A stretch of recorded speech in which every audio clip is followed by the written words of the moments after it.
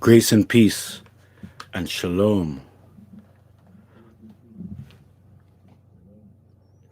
If I can be heard, type 7, but I don't even see the live chat.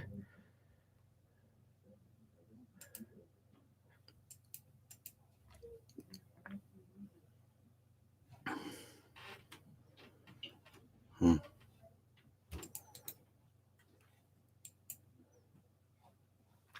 Well, I don't see the live chat, so I don't know what I'm going to be doing about that. Let's get a second here and see what's happening.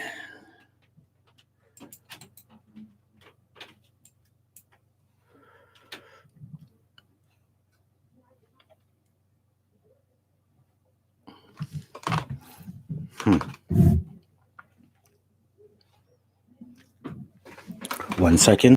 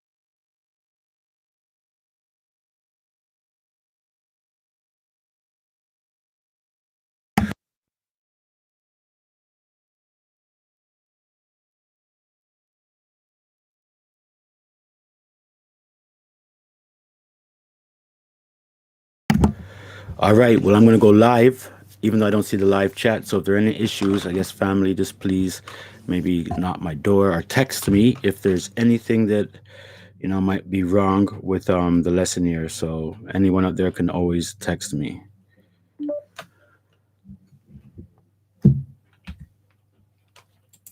Let's get into this. As you can see, today's lesson is on your faith and personal appearance in the Messiah regarding garments and clothes. As always, all praise and glory to Jah, our Father, and his only begotten Son, Joshua the Messiah, who died for our sins to give us eternal life. Let us pray. Our Abba, which art in heaven, hallowed be thy name, Jah. Thy kingdom come, thy will be done in earth as it is in heaven. Give us this day our daily bread, and forgive us for our trespasses, as we forgive those who trespass against us. And lead us out of all temptations, and deliver and protect us from all evil. For thine is the kingdom, the power, and the glory forever. Through your Son, Jehoshua the Messiah, we always pray. So be it. As you may know, we use the various names of the Father, Jah, Yah, Yahuwah, Yahweh. We use various names for the Messiah as well, Jehoshua, Joshua, Yahawashai, Yeshua, Yahshua, and Jesus, the Lord, the God. All those names that you see on your screen, we recognize, and we just always encourage everyone to make sure that if you do understand the name to be whatever your understanding came to, that you're doing the most to keep the commandments of love and the testimony of the Messiah in faithfulness. Today's date's the 4th day of Sivan, the 3rd month, year 6221 from creation. It's the 6th Sabbath of the count of first fruits, or day 42, equivalent to April the 10th, 2021. As you can see, the top right, we have the 4th day of Sivan, where you might see my cursor is the 6th Sabbath, day 42. And that means next Sabbath, we will be having the 7th Sabbath. And of course, next weekend's a long weekend because it's the Feast of First Fruits or the Feast of Weeks or Pentecost.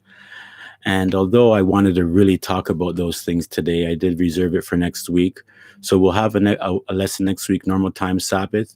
And then I think, I might try to go early in the morning, around 10 o'clock on the Sunday, like 10 to like 11:30 that way, and then free up everybody to enjoy the rest of the day, Pentecost that way.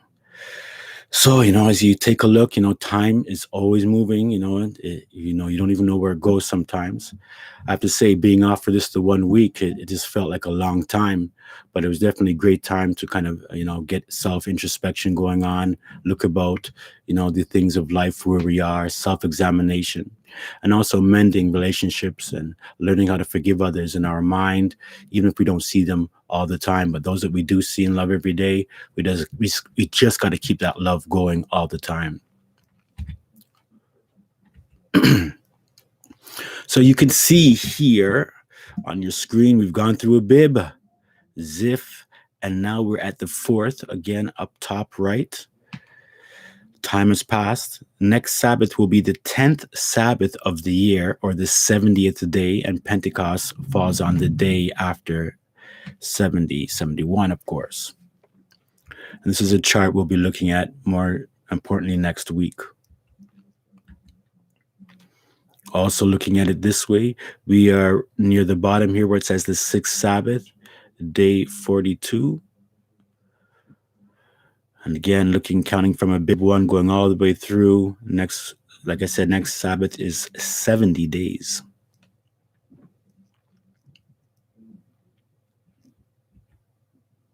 Reminding that Passover and unleavened bread refers to the Messiah's sacrifice and death.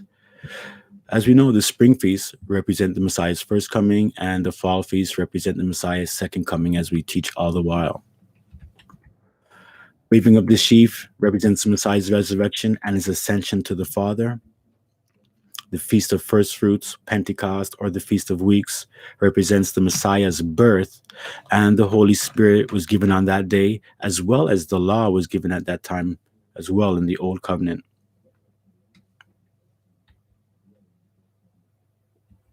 Don't forget to hit that thumbs up button. That just helps get things through. And let's get into this topic. Garments. I didn't know it was going to be so vast. I mean, there's a lot of understandings. And even though this is a topic that I really believe that individuals are going to have to really solidify within themselves and their personal standing with the Most High, because this is where it really comes down personally. But we're also going to take a look at these things and how these, I guess there's an overall scripture that has, and it goes both ways. It says, refrain from all appearances of evil. So that means we're not going to go deal with anything that's evil that we see with our eyes. And then we're also going to do our best to try to refrain from appearing in our how we are in any evil way. And I mean, garments is going to be included in this. Now, because I can't see, I really wanted to see the chat, because I want this time for questions to come in, because I don't think you can cover everything in this lesson at all. It's just there's going to be a standard. I can't tell anybody how they must exactly dress. We're going to use the Most High's word, of course, but there's some things in the scriptures that you don't see fully. It doesn't really say anything about makeup per se. And then when we do hear about makeup, it's referred to Jezebel. So these are the things I'm going to have to take into consideration. So let me see. I always have to look at my phone to make sure that I'm in line with what's happening.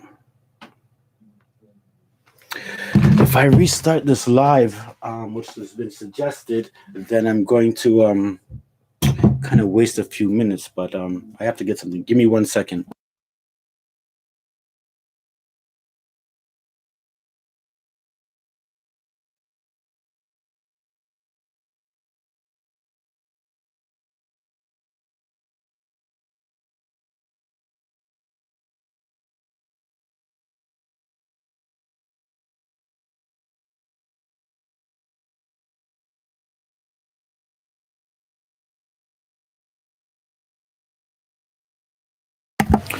All right, well, I'm still going to go with it. Unless, if I do it, and I can do it very fast, if everybody wants to jump out and jump back in, but I don't know if it's going to work. So, yeah, I'm going to have to see what I can do about that one there. But nonetheless, if there are any questions, please, David, Andrea, you can text me. I mean, anybody else can too, but if there's any particular questions as we move through this topic. I want to I don't want to I want to try to refresh my screen, but I'm afraid it's going to lock everybody out and then it's going to take time and all of that. So let me just do one last check why I can't do this. Oh, there's the live chat. Enable live chat. 60 seconds, allow chat, live chat to replay. So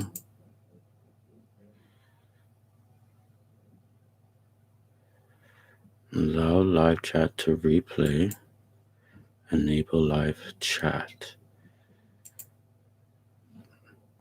So it's there, but I don't see it.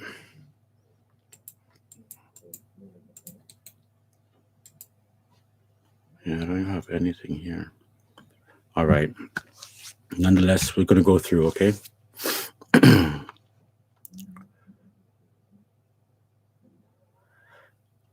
All right. 1 Samuel 16, it reads, But Jah said unto Samuel, Look not on his countenance or in the height of his stature, because I have refused him. For Jah seeth not as man sees. For man looks on the outward appearance, but Jah looks on the heart. Now, I spoke about this last week, of course, and the week before when I dealt with fringes and all of that. And I won't be talking about fringes today. You can go definitely look at last week's or the week before last that lesson.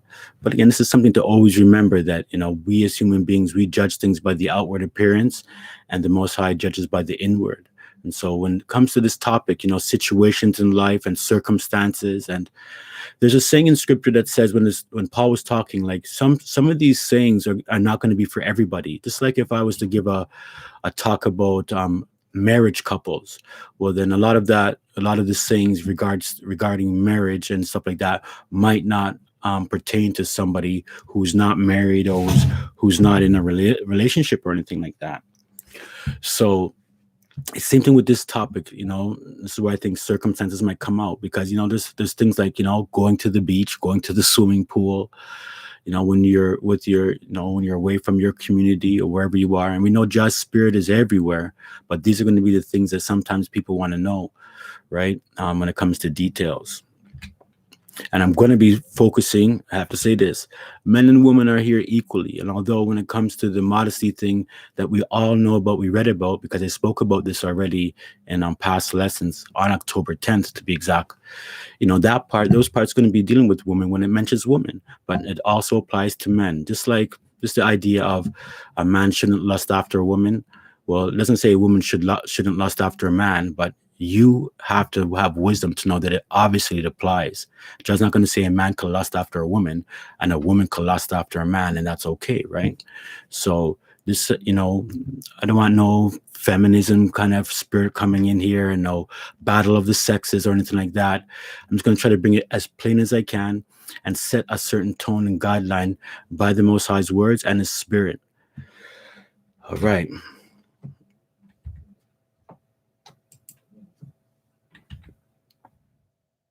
James 2.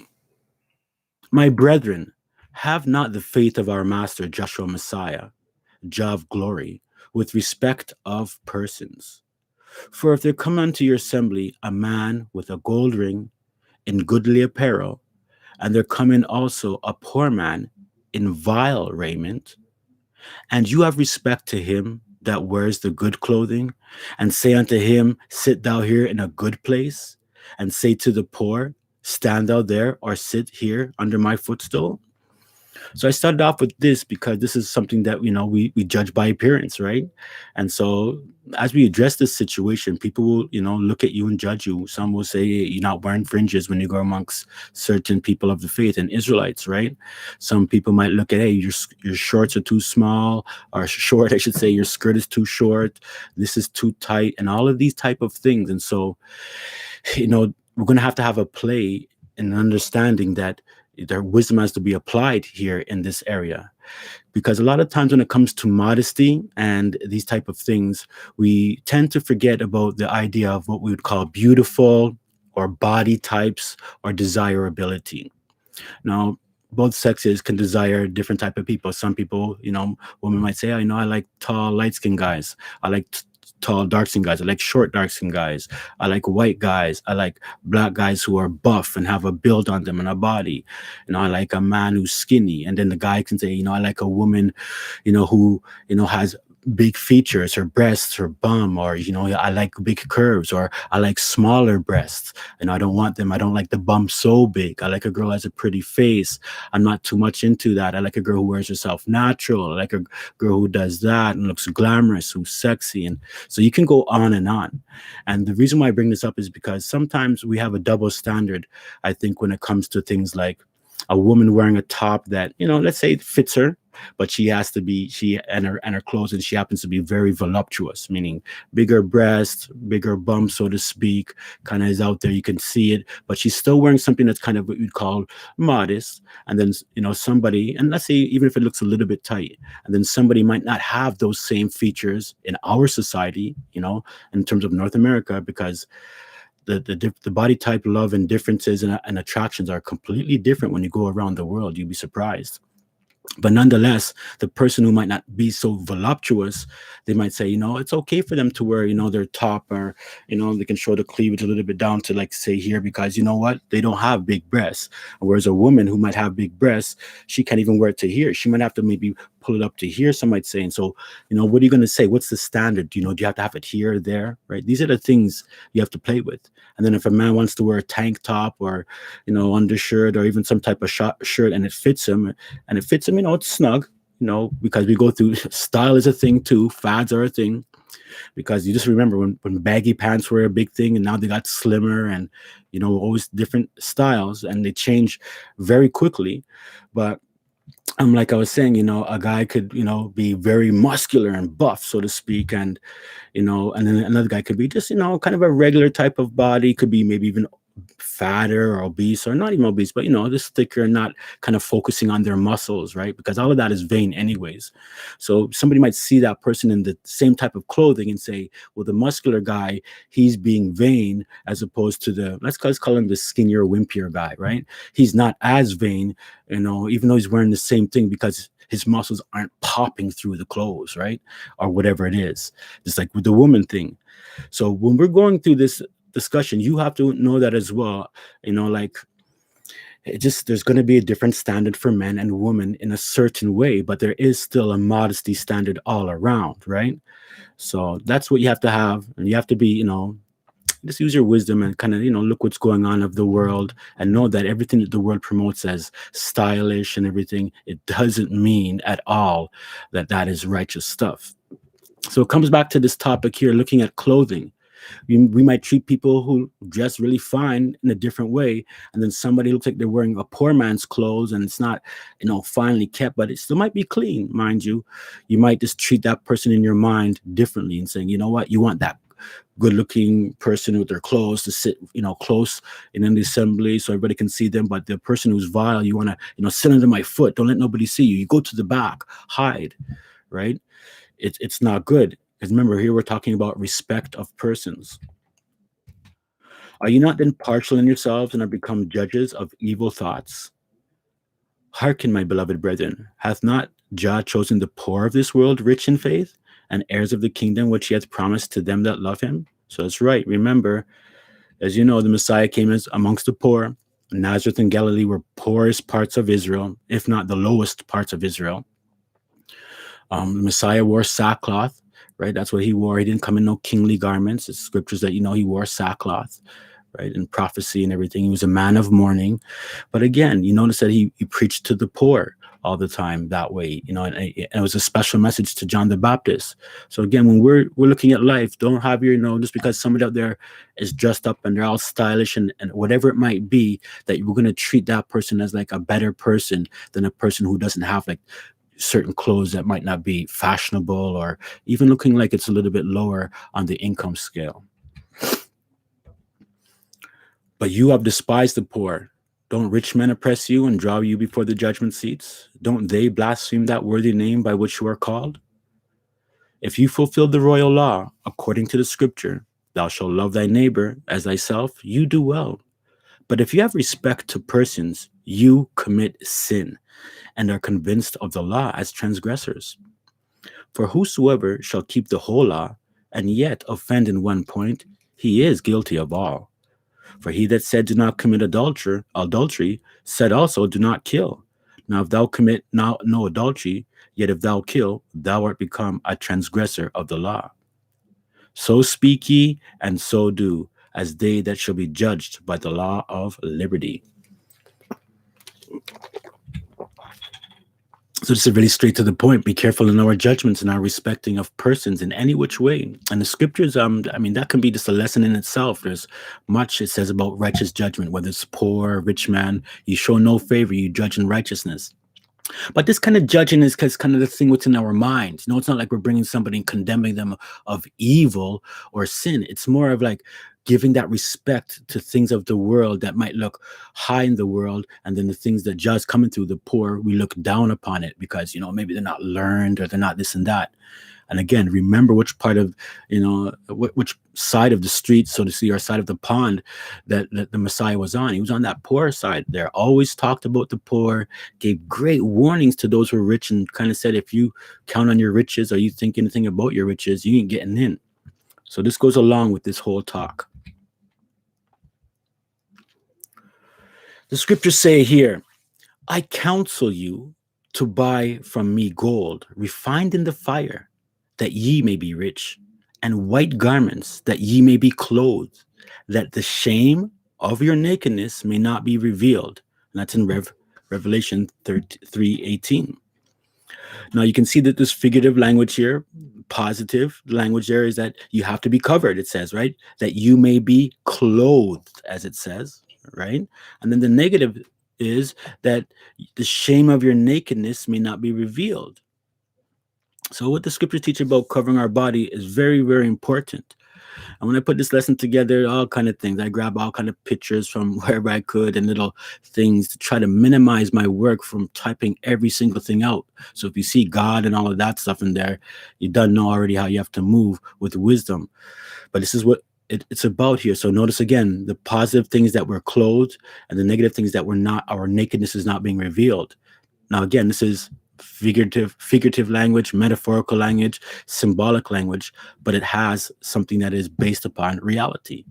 I mean, some people might, you know, I don't know if you know, but like there'd be a lot of people when they speak about dreams. Many people have had dreams where, you know, they went to work and they were naked, or they went somewhere and it was shameful and they were just, it was a part of them being shamed. And you know, psychologists try to go into all of that, what that might mean to a person and this and that. But the thing is, you know, being out there in the road and being naked, you know, it should be a shameful thing, right? But we live in a time and an age where nakedness there's no shame to it no more, right? It's almost like you want to call it normal. But these things are supposed to be reserved for intimate family, so to speak, husband and wife, and of course when children are young and they're growing up. Because I want you to think about all of these things. You know, children grow up and they're not even aware of their nakedness or feel shameful, but then they get to an age, right, where it just comes upon them that they're feeling a little bit more naturally you know, shy, and that's what it's supposed to be. Shy and shamefacedness and all these type of things apply in this area.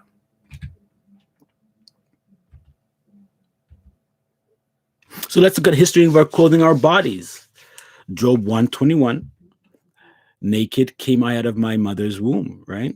And you know, of course, naked, you know, we leave this earth, so to speak. If you have bodies on your dead clothes, you have clothes on your dead body, it's basically you're still naked. You didn't bring those clothes in, right?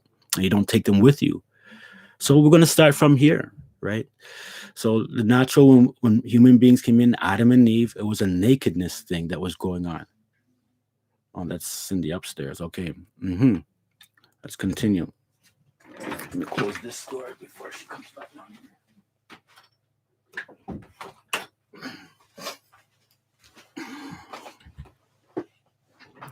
So we get into Adam and Eve, right?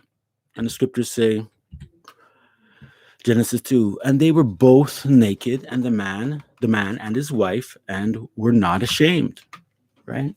So this is important to take a look at here, right? They're naked, right? And there was no shame amongst them. They didn't feel no way. I remember this is before sin entered the picture.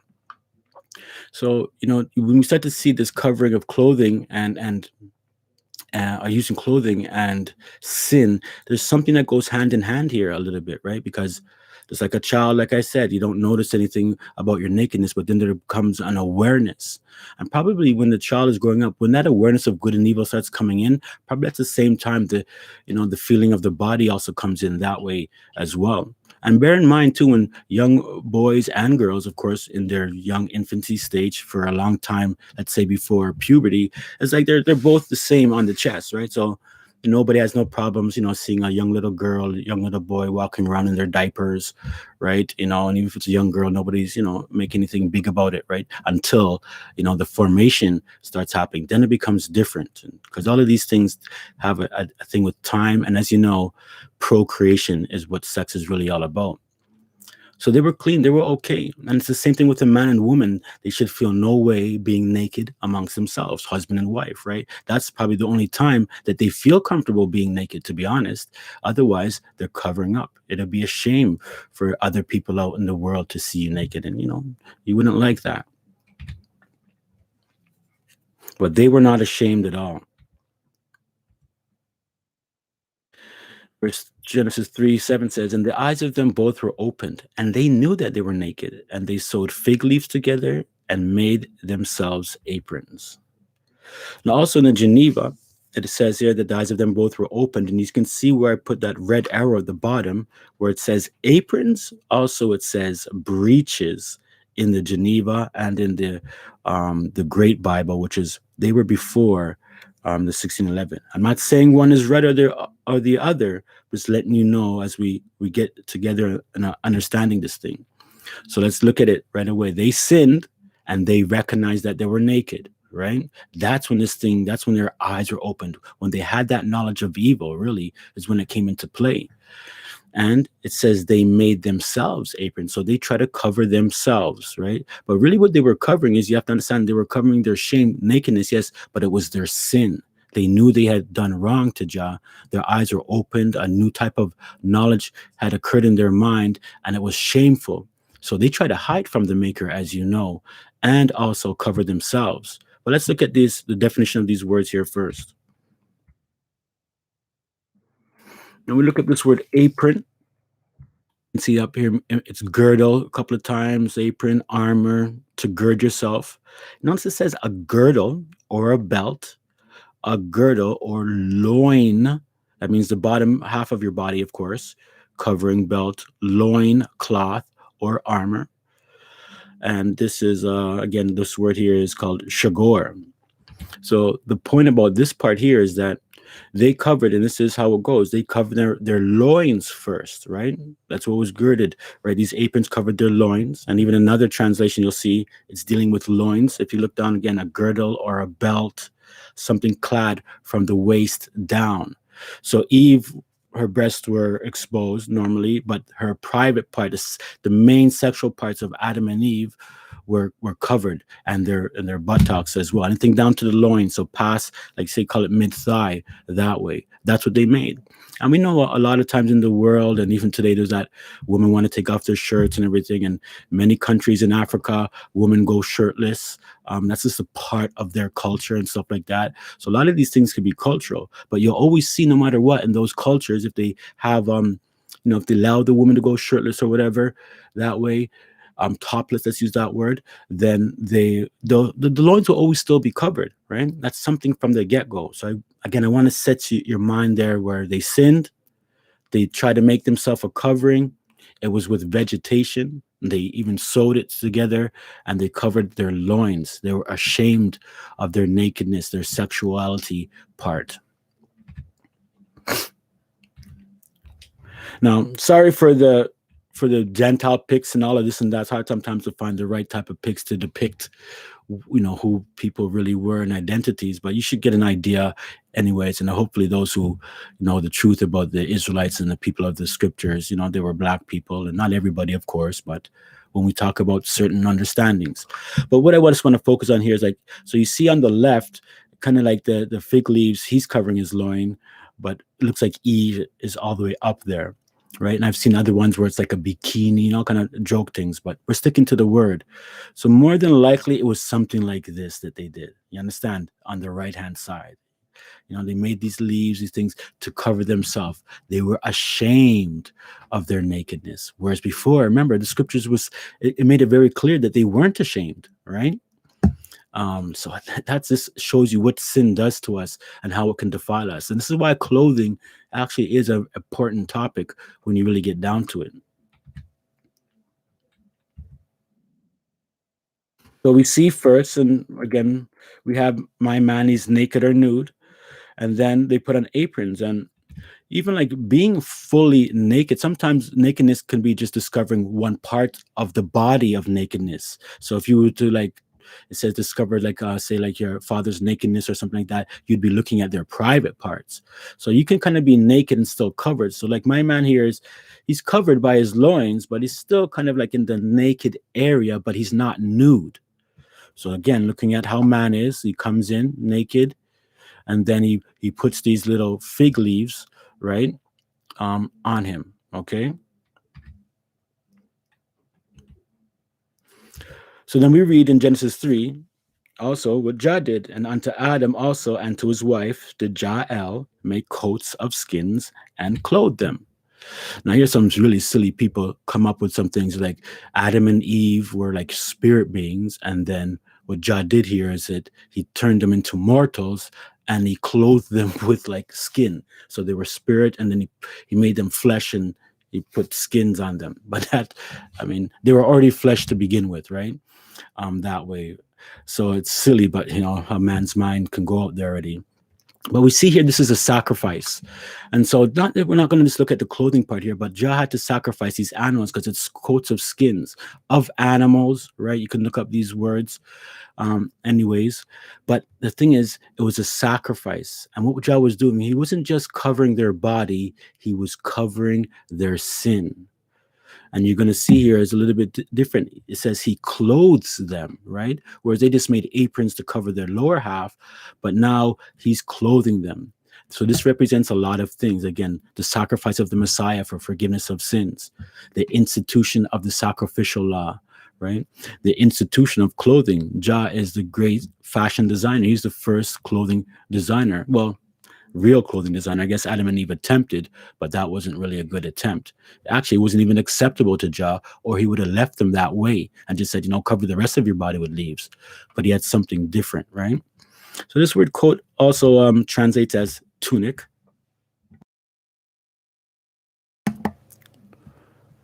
And you can see here, the word is actually, how was it pronounced? Kethoneth. Ketoneth. I see the toneth, tuneth, tunic. So garment, a coat, a robe. Tunic, also an undergarment or a long shirt-like garment, usually of linen, right? So we got this word tunic, meaning shirt, coat, a robe. This is something that the Most High, he covered them. And you'll kind of get an idea, he's covering them probably when you see it, he's covering their nakedness, which is from their shoulders, so to speak, down to just past their loins. Just let's use the word, let's just say knees, just for the sake of simple discussion. And I'll show you what I mean.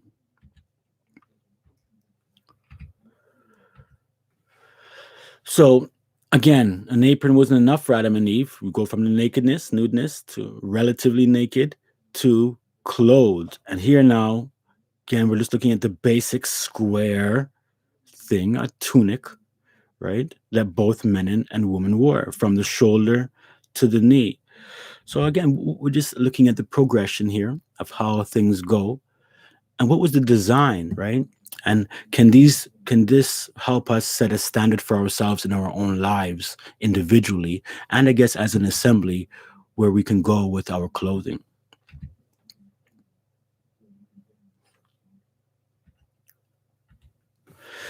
Now, from the manners and customs of Bible lands, I had to get some references. On page 91, it says, the tunic, it's inappropriately translated as coat, was a shirt which was worn next to the skin. It was made of leather, hair cloth, wool, or linen, or in modern times, usually of cotton. The simplest form of it was without sleeves and reached to the knees or sometimes to the ankles. The well-to-do or the rich people wore it with sleeves and extending to the ankles. Women as well as men wore it, although there was no doubt a difference in style and pattern and what were worn by the two. So we know that there's men and women garments. So we're getting a history and an understanding of where this comes from. So there's a basic thing right here, right? So what the tunic would basically be covering these parts of your body, right? It's under your neck, shoulder, can go, cut off here down. I always call it your basic. You can even say, if you had a big long blanket or something like that, there was a hole in it, you'd sew it together, you leave place for the arms.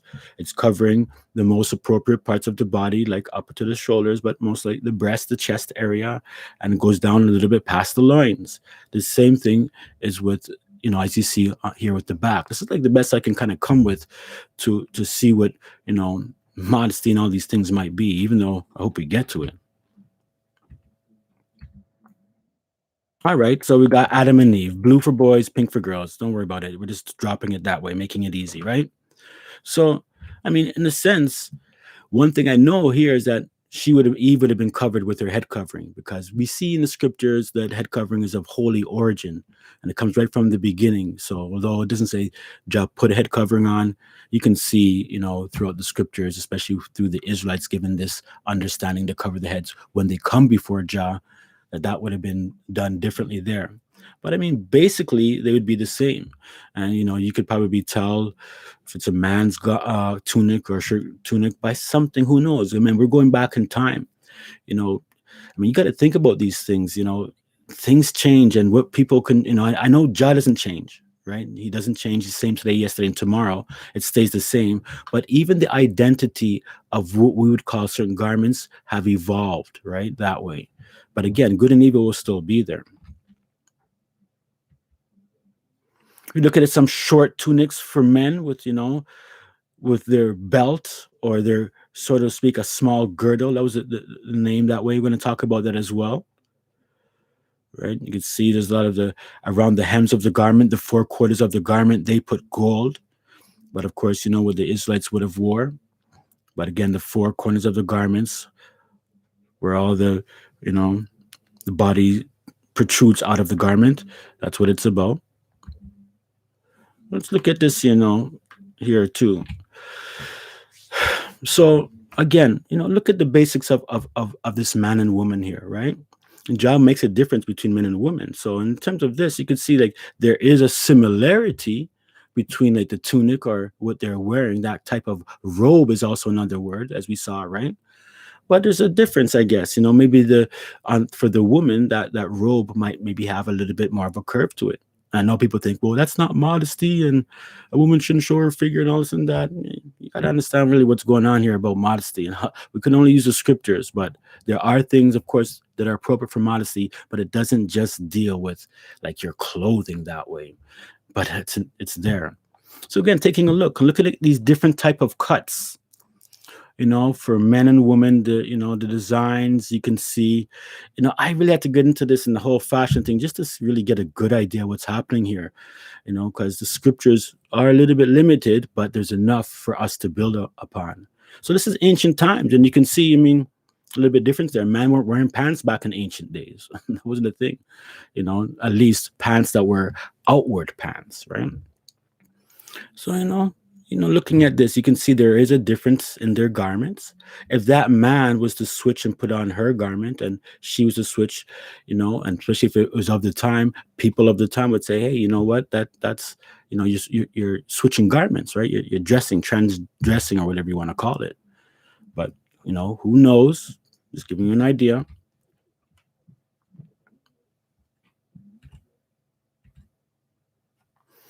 If you want to get some tops for men out there in the world, and tunics and different type of crafts, there's so much. And for the men and women out there, you might want to look into certain things, looking into the modesty of things or whenever it works. See, modesty even just deals with your fabric. When it says you're not supposed to dress with costly apparel and stuff like that, I mean, if you're one who likes to walk around with silk and fine linen all day, you know what I mean? You got to think about those things, right? Where your heart is. And I'm going to talk about that. But again, here's a basic, you see on your screen of different things, tunics in different styles, you know, it shouldn't be like a full see-through thing, but when a garment was fine back in the days, and you can do your own research, like the thinner, like the fine meant really thin, because the thinner the garment, especially if you're of the world back then, and if you were a decent good looking person, you like to show yourself that way, the garments just settle on your body nice. So no matter what your body shape is, these garments are so delicate and highly expensive that it rests on your body, so to speak. You wear the garment doesn't wear you. But again, that's how costly garments, can get. Whereas the opposite would be sackcloth, which is a little bit rougher. You know what I mean? It's not something that falls on your body. It's just basically on your body that way. So all of these things, please keep them in mind.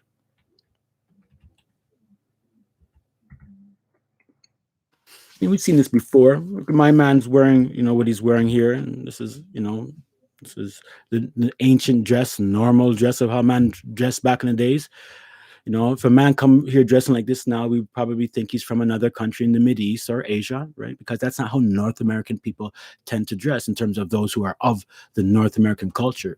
But because we're in like a melting pot, we have access to all different cultures, so you can kind of see the differences of styles of dress just in Toronto alone. Like when I was trying to get an idea of this and looking at pants and women dress, I would just kind of walk around and I would just look at the various cultures and see what it was and see what modesty was amongst them. And you'll find, of course, people tend to be more modest the older they get, right?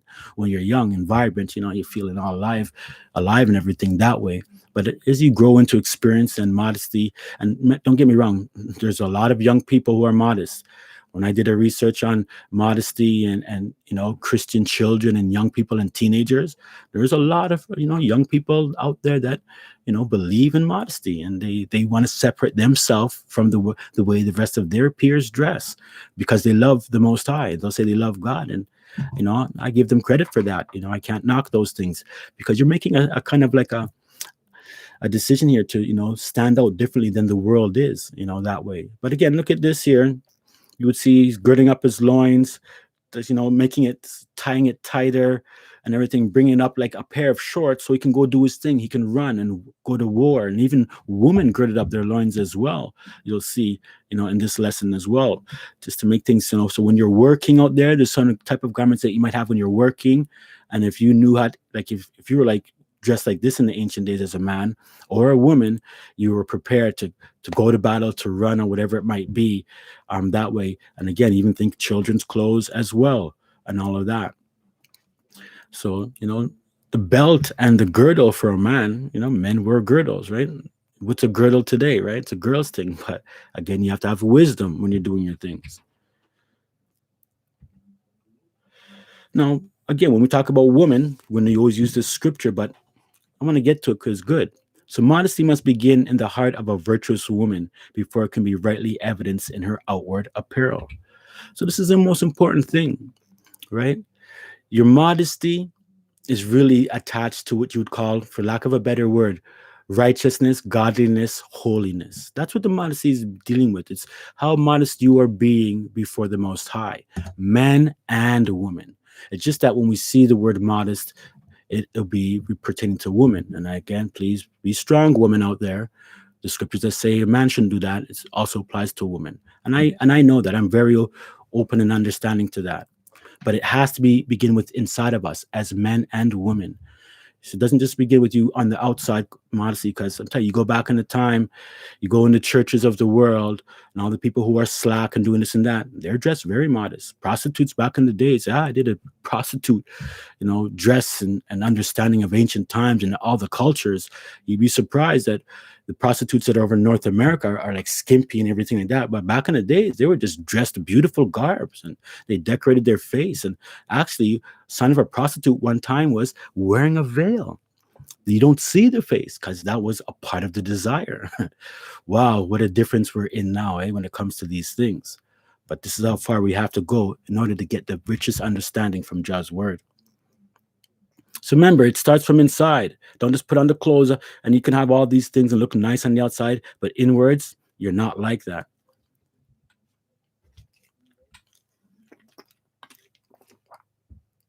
Proverbs 31:17 says, for a woman to gird up her loins. And I want to quickly talk about the virtuous woman. I ain't going to be talking about shooting down no woman in any which way. People are going to have an idea. And again, men and women topic.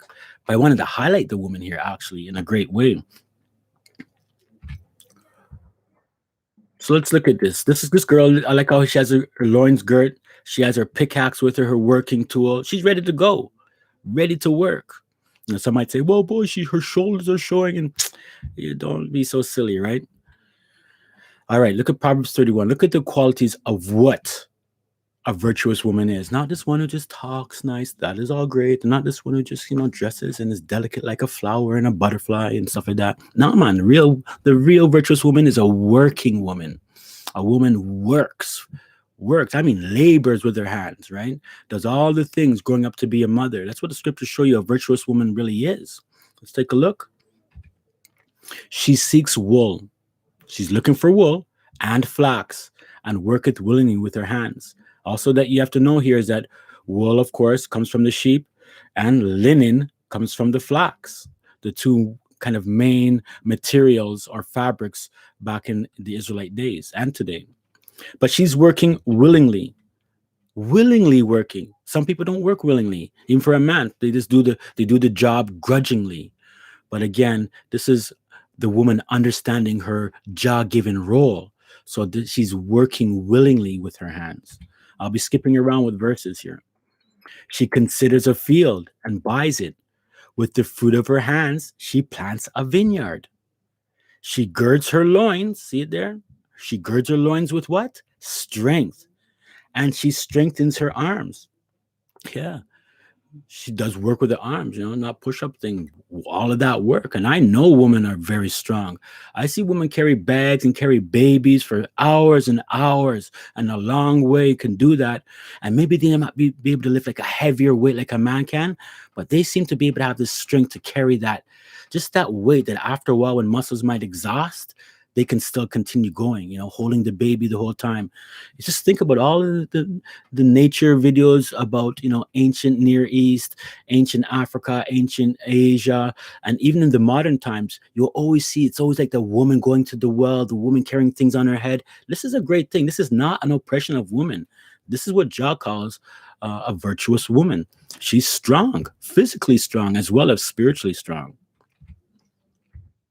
She opens her mouth with wisdom, and in her tongue is the law of kindness. She looks well to the ways of her household and eats not the bread of idleness. Yeah, man, this is a big saying for the woman today of the world, especially if you're not dealing with Jah things. The women of the world, they don't want to, they don't want to work no more. They want to find a man to mind them, so to speak, or they want to kind of just, hit the jackpot kind of thing and get things the easy way. Am I saying all women? Obviously not. You know who these things would apply to, right? The good and the evil woman, the lazy and the prudent man. It doesn't matter. We're not kind of singling out that way, but refuses to eat the bread of idleness. Not going to sit down and just chill out and want things to come to her and is beggy and out there in the world. And these things exist. North America, these things might be looked down upon. And so we try to step up a bit or whatever, but it's all true. Enough people, men and women, want to be lazy and they want to just live that easy life way. But that's not what a virtuous woman who loves Jah does. Her children rise up and call her blessed, her husband also, and he praises her. So that woman's going to grow up with respect, right? We know you're supposed to honor your mother and father, but it's, look at it for what it really is. Sometimes our mothers and fathers have done things or our ways and they're not that good. Some are very bad parents, right? But in a general sense, you want to honor them. But a woman who's virtuous is like, it says, the husband praises her. He's always bigging her up, right? Say, yeah, my wife does this and he's not talking about how fine she is or the big job she has and all of that. No, he's talking about, who she is to him and the companionship that she brings. And it's the same way with the man. the woman with the man. She should be, respecting her man out there in the world. A righteous woman wouldn't be shooting down their men, her man, to other women or other people at all. She would have, unless it's a close friend to work out something, but otherwise, it's a praise that they have for each other. Gird up your loins, woman. You can do it. That's a virtuous woman, ready to work. Yeah, man. Getting into the garden, doing what they have to do, right? Men do these things also. When you think of a farmer, men do these things, but I'm just right. You got to see what's going on here. Some of these women, they're wearing different type of garments. The Asian woman at the bottom, she's wearing her pants to do her work, and that's how it is. She ain't trying to be a man, trust me. But this is what women have to do: be ready to work as well as a man. But our society, I'm telling you, it doesn't have women up that way. Women are supposed to be, whatever, do what a man does or something like that and be pretty and all this and that. But this is what it takes, right? And this won't take away. This will build your character if you're a woman. And again, same thing for men. Just take a little bit more things, you know what I mean? Just remembering how these things can go. You understand? Being diligent. It doesn't have to be a mother. It could be just a woman who's single, but she's not gonna eat the bread of idleness. She'll go out there and work, whatever it takes. She's gonna hustle for her money. Obviously, we're not talking about the bad hustlings, but the good hustlings. Hey, can I clean your house? You know, they don't have a job. I'll help clean up your thing. I'll help do that. And you look a hustle that way to get things going. Men hustle and stuff like that. That's how it goes when you're not making enough money, so to speak. But again, the work effort here. This is the woman of, you know, Proverbs 30 there, 31. Even the young girl there, just, looking, watching, and learning from the mothers, right? From the woman doing their thing. There's two young women there, I should actually say, right? And look at how they're both dressed in different ways. This young girl has a little kind of small frock, tear open, and here, a little thing, right? Just covering their body, just living, you understand? Living in an era of life where it's good that they're not bombarded with North America, where it's true, we want to dress and look good all the time. Like if you dress kind of trashy, it's almost like people, you'll know if you're a trashy dresser. Even though we're not supposed to care or nothing like that, but this is how this world is. Especially just think about, all you gotta do is think about when you went to high school, right? We always roasted people for their clothes. You know what I mean? If the pants was too short, three-quarter drapes, you know what I mean? And all these type of talk and, whatever it might be. Doesn't mean it was right, but this is how this society is. You have to look good and dress up in order to be accepted and treated with, respect. And yeah, man, that guy's cool and she's cool because, they look good, right? But it doesn't really mean you are like that.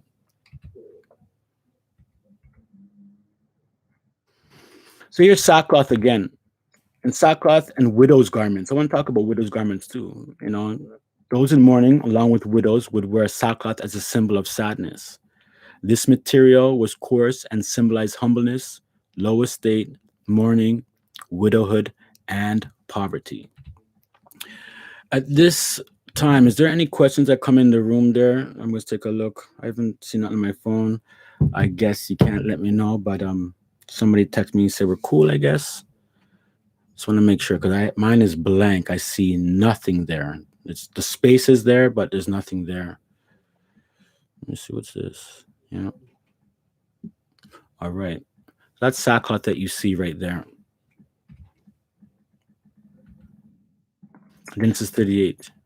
And it was told Tamar, saying, Behold, thy father-in-law goeth up to Timnath to shear his sheep. So you know this story here about Judah. He was supposed to give his son and the next son, and he didn't do it, right? He kind of neglected the woman Tamar here, who of course ended up being, bringing forth the twins, Pharez and Zerah, I think. Yeah. Look at this. And she put her widow's garments off from her because she was a widow because, remember, one guy died. She was supposed to get the next one, but he didn't get her. And covered her with a veil and wrapped herself and sat in an open place, which is by the way to Timnath. For she saw that Shelah was grown and she was not given unto him to wife. So that Shelah there is a man, was one of Judah's sons. So she's covering up herself, right? She's making sure that my man can't notice her because she hears that my man is gonna pass by the city, right? So You see, she has a veil. It says she wraps herself, so it doesn't mean she covered herself up. And then set her up, look, make herself look nice and presentable. When Judah saw her, he thought her to be an harlot because she had what? Covered her face, right? So the harlots back then covered their face, right? And when I started to look at harlots in the past and how they dressed, and whether it's ancient China and even modern China and India and even countries like that, and in Africa, the harlots were actually dressed in a way that was very pretty, but there was a sexiness to it. So they would probably leave their robes open a little bit more, right? Have a little bit this and that. Probably the slit of the robe would go up a little bit higher. You understand? Still wearing that type of clothes, because that's really, you have modest clothes, and if you want to make them immodest, you just start cutting them up and stuff like that and chopping up everything, right? But again, to say that she thought he didn't know who she was, right? He just thought it was a harlot, and this guy, he was really on into her. And I'm not going to get into what he just wanted her right away. But again, she had widow's garment, she had a veil, and that made her look like she was a prostitute. Joel 1, verse 8. Laments like a virgin girded with sackcloth for the husband of her youth. So again, I was just looking at, what's widow's garments? And I found out through scriptures, as we're studying now, it's more of a sackcloth thing. It's not this sexy type of dressing. And it's because it symbolizes mourning, as I said, a loss, all kind of things. If you look up the word sackcloth, it's a great study.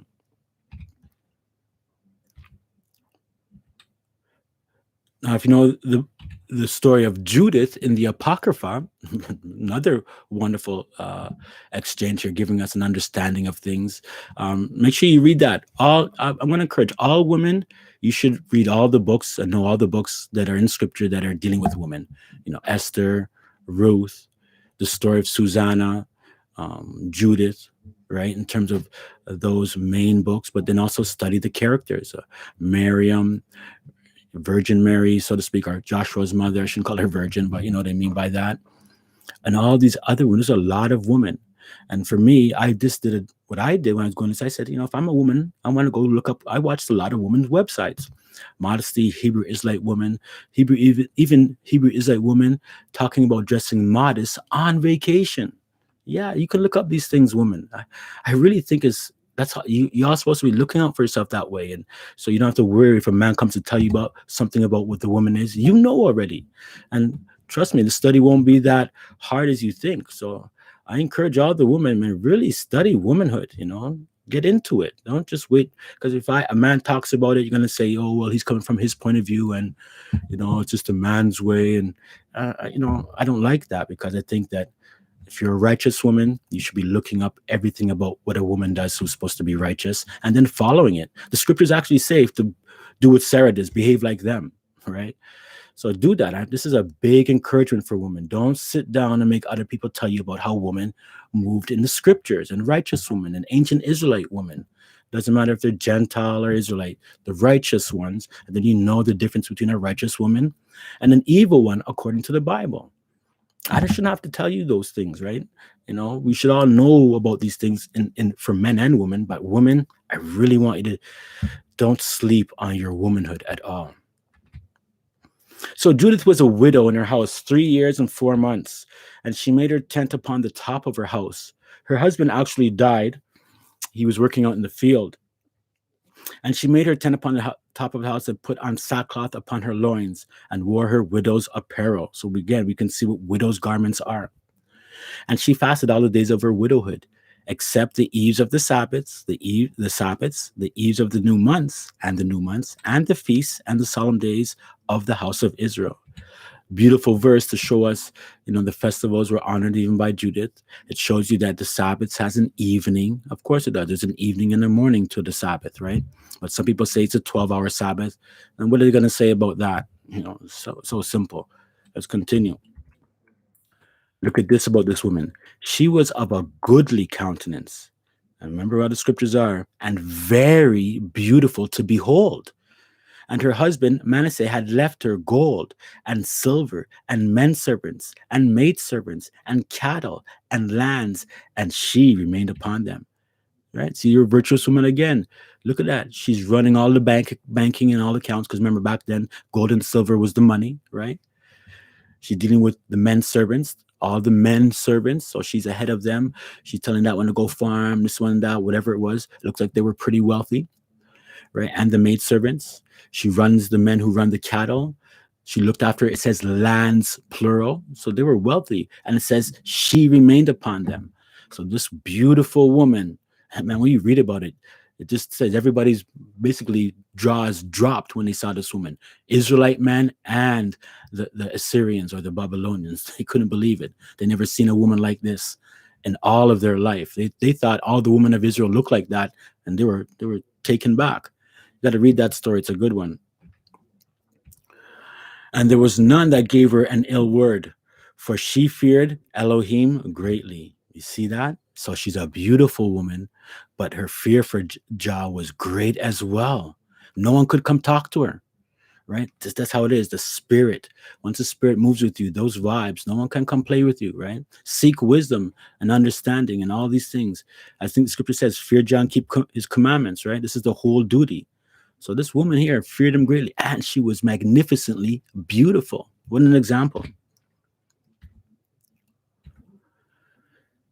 Let's continue for a little bit here. I want to show you something else. We'll get to her later on. Ye shall keep my statutes. Thou shalt not let the cattle gender with diverse kind. Thou shalt not sow thy field with mingled seed. Neither shall a garment mingled of linen and wool come upon thee. Deuteronomy 22. And thou shalt not wear a garment of diverse sorts, as of wool and linen together.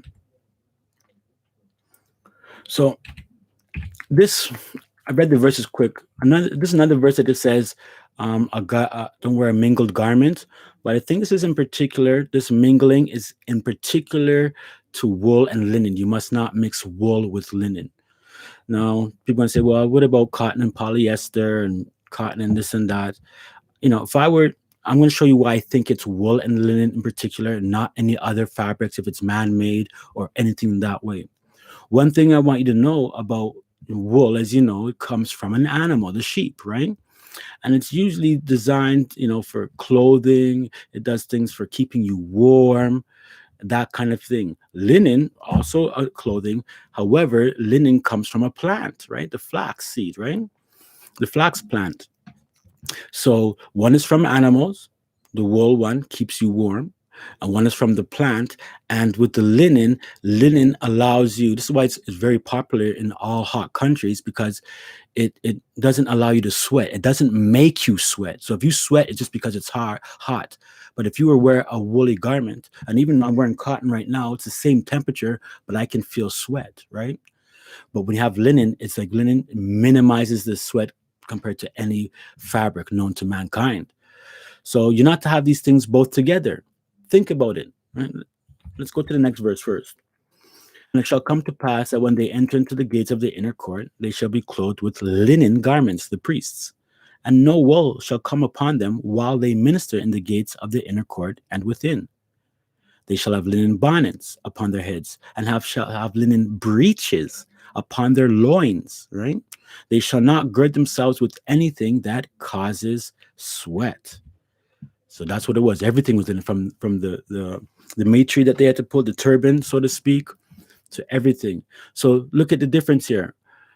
What Jah is saying. Jah is saying, well, the animal fabric keeps you warm, and the plant fabric allows you to keep you cool. Let's just call it that way. One is like for winter, and one is for summer. Of course, you can have a light wool shirt, and you can make light things from it. Yes, we know that. And same thing with linen, could be thick or thinner. But the design of them is for a particular use. And so this is why he didn't want nobody mixing. It's like you're mixing the hot with the cold, right? You just either wear the wool or you wear the linen, which both are good, and both have their different type of functions, which led me to this verse here. I know thy works. Thou art neither cold nor hot. I would thou were cold or hot. So this is going into Revelation, and we're going to read this verse as well. But this cold or hot, sometimes it could be hard to understand. What does it mean, cold or hot? And Jah's not saying, because some people would say it means to be, hot might be good, and cold might be to be evil. And Jah's not saying, I know your works. you're neither evil nor good, but I would thou that were cold, evil, or good. So he's not saying he wants you to be evil, obviously. So this understanding with cold or hot can also have a play here with this garment thing. As you know, wool is designed to keep you warm, right? And linen is designed to keep you cool. But when it comes to even drinks, and I know some people in the world, because of this modern thing, so don't drink water when it's cold because it's gonna go in your stomach and it's gonna do all these things and make the food congeal, and you won't, you have a bad digestive, blah blah blah, right? Cold water, cool water is all in the scripture. When people want a cold drink of water, they would go to the river and scoop it up and drink it. They weren't trying to find lukewarm body room temperature water. Now, I like room temperature water. There's nothing wrong with that. I understand the kind of thing is people want to say about the hot and cold, but it's not no law, like it's against your health, so to speak. But let's look at these drinks. When you're working hard and everything, there would be nothing nicer than a cool water to cool you down, refresh you, right? Everybody knows about that. Even if it's a cool drink, it doesn't have to even be water. And then we all know that when sometimes you want a nourishment, and even if it's medicinal purposes, you get a hot drink. A lot of people like to have their hot tea, their hot coffee, their hot drink, their hot soup. It's more nourishing. It's something that is going to be helpful, nourishing for you, and whereas the cold is going to be refreshing for you. It serves a purpose. So God wants us to be serving a purpose, not wants us to be lukewarm in the middle, serving no purpose. You understand? So I want you to put this understanding together as we move to the next verses. Revelation 3. He that has an ear, let him hear what the Spirit says unto the assemblies. So not everybody's going to understand this.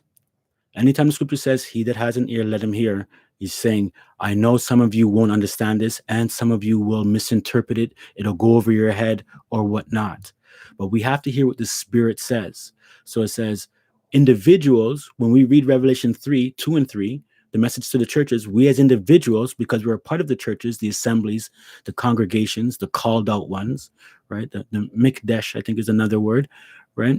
We have to study what the Spirit is saying so that we adjust ourselves accordingly. Because, everything I'm about is kind of moving towards the Spirit. We want more of that Holy Spirit each day. Never mind just waiting for Pentecost for it, but this is something that we all have to do. We need to have our ears opened and to hear what the Spirit says. And unto the assembly, angel of the assembly of the Laodiceans, right? These things saith the so be it, the Amahin, so to speak, not Amen, but Amahin, the faithful and true witness, the beginning of the creation of Elohim. That's a powerful verse. He goes on to say, I know thy works, that thou art neither cold nor hot. I would that thou were cold or hot. So then, because thou art lukewarm and neither cold or hot, I will spew thee out of my mouth. So it's the same thing, man. If you like I had a tea here, right? And I didn't drink all of it. So it kind of got cool. I don't want to drink my tea kind of like in that air. People like iced tea, they want ice, but I don't like when it's not hot and it's not cold, it's in between. It don't taste good to me, right? And the same thing is just using an example here. You're lukewarm, right? You either want a cold glass of water or a hot cup of tea. Be one or the other. But when you're in the middle, it's like it's not working. So he's telling us, look at us to focus on our spirituality here. But watch how it's tied to garments.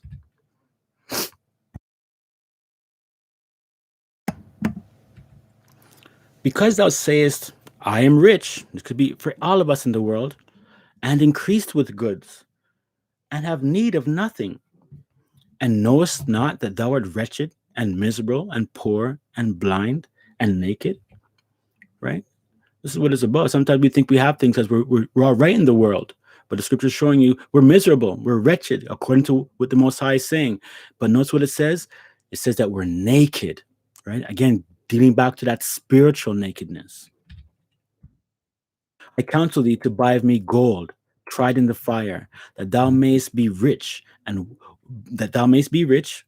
Here's the clothing part again, and white raiment, that thou mayest be clothed, and that thy shame of thy nakedness do not appear, which we read before, and anoint thine eyes with eye salve, that thou mayest see.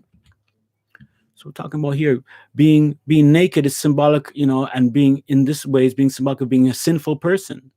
right? And he's trying to say, as it says in many scriptures, put on Joshua's righteousness, be clothed in his righteousness, because your own clothing is not going to, your own righteousness is not getting into the kingdom. It can't. You can't get into the kingdom that way. So again, we don't want the shame of nakedness to appear, which is our sinful ways, and then we're going to be clothed with righteousness. So we're walking in the Messiah's laws and commandments.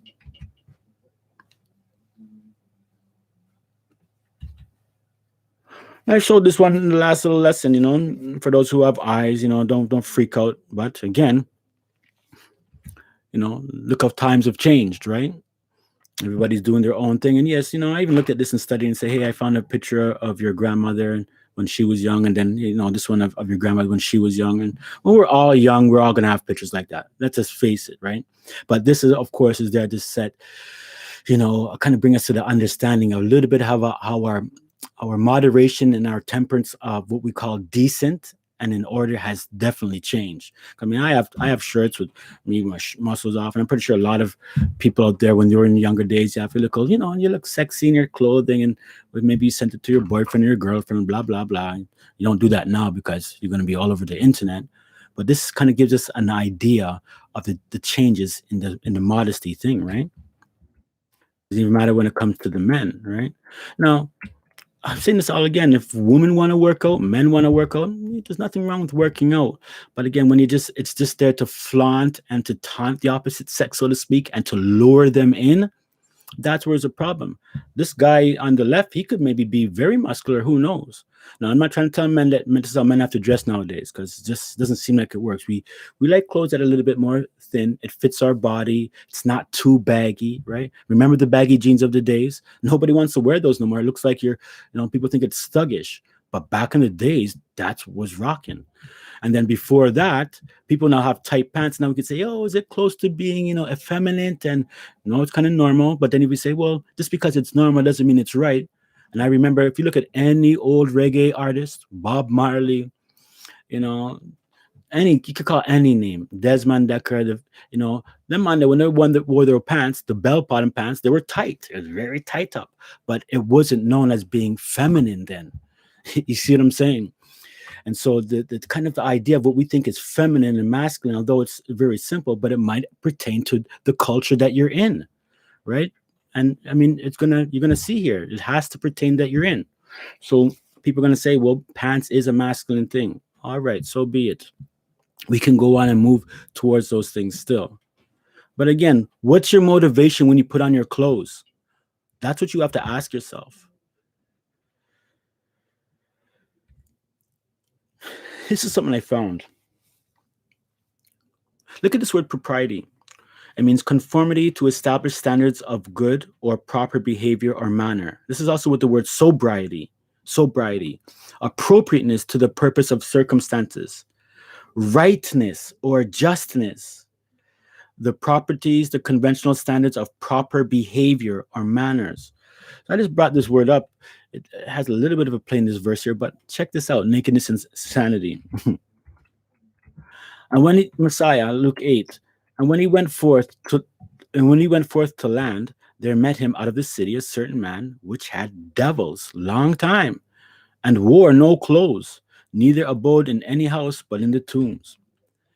Even though now we say people have these diseases and mental issues and a lot of these things going on, and a lot of them are locked up in, the psychiatric and stuff like that, it's devils.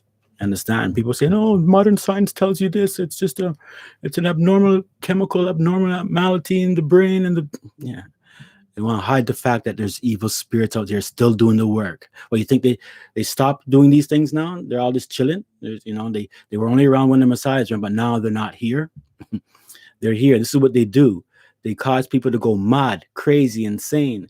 They can work through drugs. They can work through chemical imbalances. They can work through the sins that are being passed on from the fathers and the mothers to the children. All these things, this is how spirits work.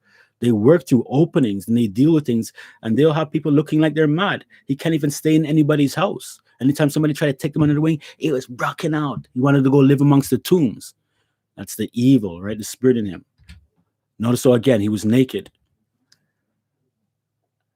Now, this is after he heals them. The Messiah heals them later on. Then they went out to see what was done and came to Joshua and found the man out of whom the devils were departed. Look at this, sitting at the feet of Joshua, clothed and in his what? Right mind, and they were afraid. Right? So before he wasn't in his right mind, but it was because he had a devil.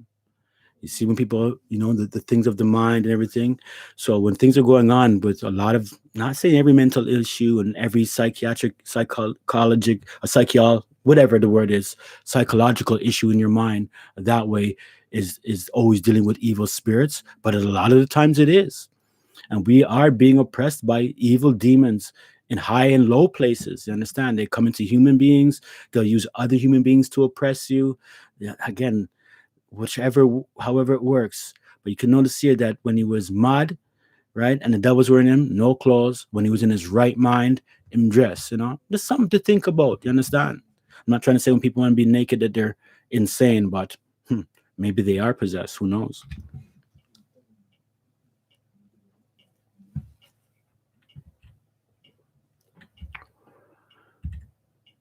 Deuteronomy 22. The woman shall not wear that which pertains unto a man, and neither shall a man put on a woman's garment, for all that do so are an abomination unto Jah thy Elohim. It's a big one. When Jah talks about abominations, he's serious, right? And this is basically the standard of in North America, since whatever the standard of what you call men and women, they would use a symbol here. The naked man and the woman here who has a triangle thing on, she's not wearing, her legs aren't covered. He's wearing pants, I guess. It's just really symbolism, right? Because we can't see the clothes. We paint the clothes in with our mind. But again, this is what happens when we see this. We just think, all right, woman dress, man straight pants, so to speak. Now, I want to say this. I think women should have dresses and should wear dresses, but they don't only have to wear dresses. And if they do wear their clothes, it should be modesty. And if you're wearing pants, we'll talk about it. Remember that thing I talked about, the square of the tunic, I want to let that help you to give you an understanding. Again, I showed this before. This is kind of the outright dressing to mimic a man, right? This is what you call inside. This is called effeminacy. These things are on the rise big time. And of course, the women's lib movement had provided a big thing for the lesbian movement to go on strong. But lesbians and homosexuals go right back into the end, beginning of time. Remember Sodom and Gomorrah. But these things, this way of dressing, posing as a man, isn't good, right? 1 Corinthians. Know ye not that the unrighteous shall not inherit the kingdom of Jah? Be not deceived. Here's all the people that's not getting in. Neither fornicators, nor idolaters, nor adulterers, nor effeminate, nor abusers of themselves with mankind. So I wanted to focus on the effeminate part, as men acting effeminate, female-like, with feminine qualities. I don't mean, just in their dress, but just the way they want to carry it. So it goes far. Then it says also, no, nor abusers of themselves with mankind, both ways, men and women, right? You know what that means? You're just abusing their bodies, and because it's abusers of themselves. They do whatever they want. They have all kind of freaky fetishes and all kind of stuff, and so they try to club up with people and clique up with people and join this and that just so they can do their thing. Nor thieves, nor covetous, nor drunkards, nor revilers, nor extortioners shall inherit the kingdom of Elohim. As such were some of you, but you are washed, but you are sanctified, but you are justified in the name of the Master Jehoshua and by the Spirit of our Elohim. So I really wanted to focus on that effeminate part again, knowing what it is. So we get into the pants thing. And I just want to say, I'm not going to talk today about beards and hair length and stuff like that. It is going to have to be a topic, I guess, because if people want to make fringes a topic, then a beard and how we wear our hair style must be a topic still, because this is natural. Fringes is not even a natural thing. You have to make fringes. But our beard and the way our hair is and all of that, those are natural things that occur. And so, there are scriptural, I guess, guidelines for these things too, men and women, right? When we look at pants again, there's all these different styles of pants: slim fit, drop crotch, all kind of things. I'll say that when men want to kind of get into the more modest thing, I would stay away from your slim fit and your skinny fit, right? And in a way, it's like, especially when it comes to the you see other, the drop crotch. If you want to wear baggy, that's fine. But when the hem part, like where from the bottom of the loin to like the belt, when it's like that much smaller and it's condensed on a man and a woman, it fattens up the front. You understand? So it's going to make your private parts kind of stand out a little bit more, and it's designed to emphasize those. Now again, man could have pants and woman could have things. Their bodies, you could still notice their bodies through their clothes. You just don't get to see the full nakedness of it, right? But you can still see it. You can see if a man has muscles, if a man's endowed, if a woman has got this or this and that.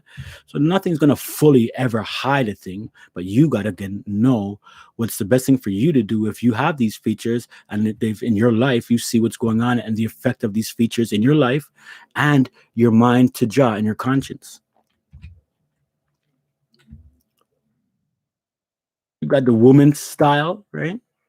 I would say in this area too, you never know. Like even if they have the straight pants here and everything, you'll see that a lot of these are not really in the modest area. Some might be feminine pants, but again, if you were to wear from for me, if a woman's to wear these things, well, they cannot let their front show here at all, right? That way. Oops, sorry. Now I know there's very casual baggy pants, that they have no emphasis on the front. I think that's great. People might not find them stylish at all or anything like that, but for men and women, it doesn't bring no emphasis to the front part of your body that was supposed to be covered. Even Adam and Eve covered it, right? They knew to cover that part.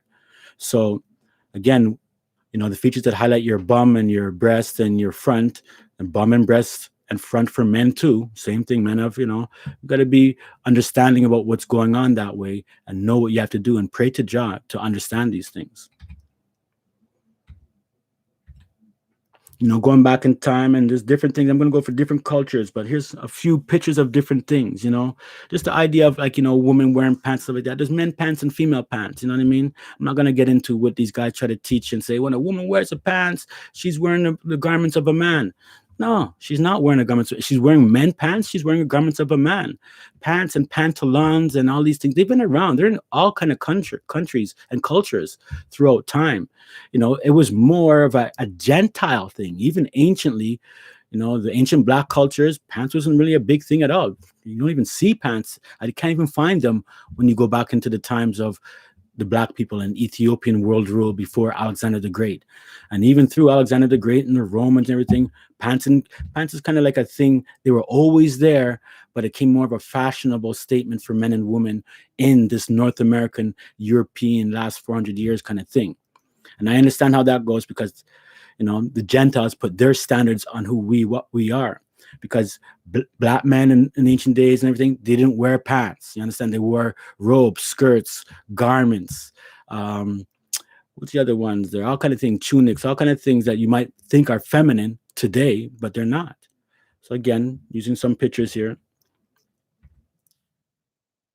I don't find nothing masculine about this woman. Even the idea of how she wears the pants. Now, maybe it's not the most modest thing, but modesty might come. People think modesty is only covering. Yeah, she's covering herself. Even if she's covering wasn't covering her arm, that's okay still. Got expensive clothing on. It doesn't mean you can't wear these things. It just, you cannot have your heart saying, yeah, this is me. I'm all about the style, and you're a wicked person, right? Make sure the inside matches your outside in a certain way, or it says something about who you are in some way, spiritually speaking.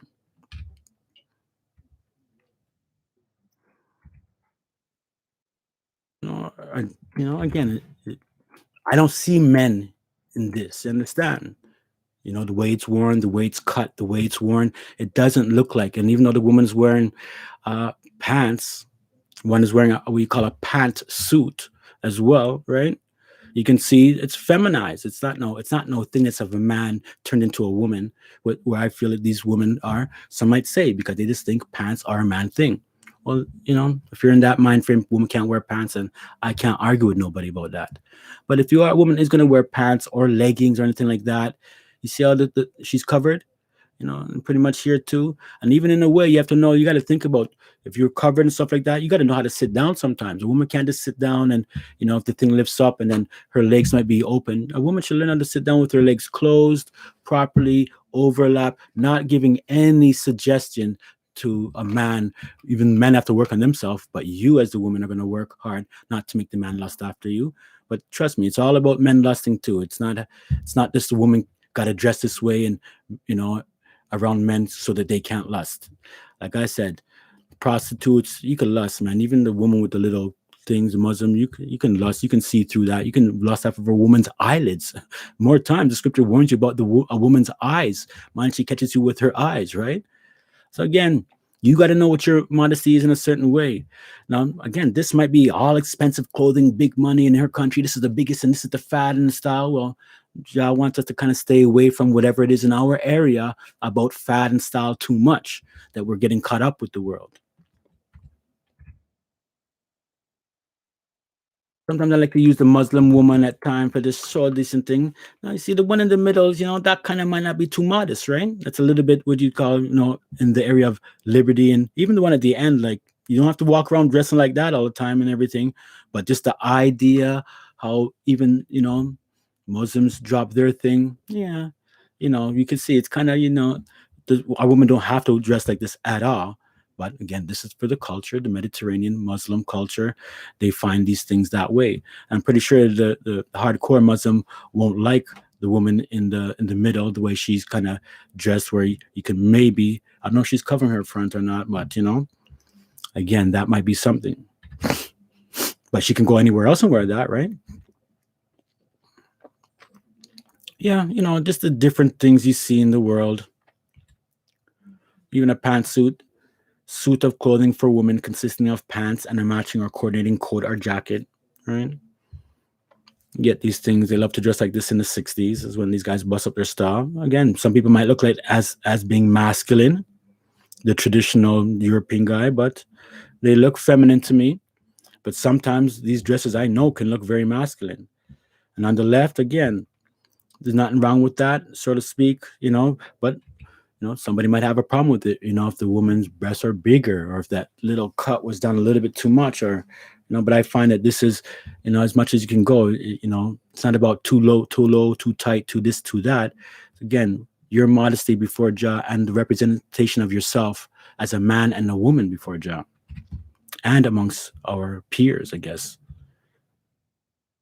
Right? Look at these things. Just take a look, you're almost wearing the same type of garments. Looks like she's almost the same shirt as him, but you see, there's kind of like a femininity to it, and he has a masculine to it. It's like, and then look at on the right side, Scotland. My background, right? This is regular wear for a Scotman. I mean, not all of them wear it, but if a man was to wear it, no one's going to say he's chich, right? Or he's a homosexual. You understand? That's just something. That's how they move, and it's actually quite honorable for them to wear that, and that goes way back in the ancient times.